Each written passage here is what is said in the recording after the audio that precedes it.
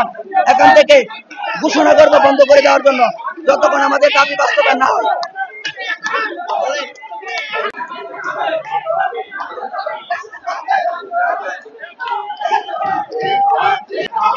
ভাই, আমি খুব ক্লান্ত, দীর্ঘ সময় এখানে ছিলাম, এখনো আছি। আমাদের দাবি হচ্ছে জাতীয়করণ, শিক্ষক সমাজের দাবি হচ্ছে জাতীয়করণ। ভাই, কি বৈষম্য দেখবো এই বাংলাদেশে যারা বাংলাদেশ গঠন করবে, আরে যারা বাংলাদেশ চালা তাদেরকে বেতন দেয় না।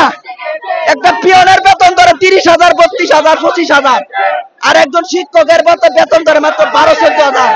এই বাংলাদেশে দুর্নীতি হইতো না, কোন দেশে দুর্নীতি হইব? দুর্নীতি বন্ধ করতে গেলে আগে শিক্ষকদেরকে এই বাংলাদেশে সম্মান দিতে হবে। শিক্ষক রয়েছে জাতি গড়ার কারিগর। Education is the backbone of a nation. শিক্ষাই জাতির মেরুদণ্ড। Without education no nation can prosper in life. শিক্ষা ছাড়া কোনো জাতি উন্নতি করতে পারে না। সুতরাং ডক্টর ইউনূসের সব আমাদের জাতীয়করণ করে দেওয়া, আমাদের 45% বাড়ি ভাড়া দেওয়া, আমাদের চিকিৎসা পার্সেন্ট সরকারি বাধা সরকারি নিয়ম অনুসারে দেওয়া, আমাদের আরো যে সুযোগ সুবিধা আছে, যাতায়াত ভাড়া। আরে ভাই, একজন শিক্ষক বাড়ির থেকে আইলে রেন করে বাড়ির থেকে শিক্ষকদেরকে পড়াতে হয়, সে কিভাবে একজন শিক্ষক ছাত্রদেরকে পড়াবে?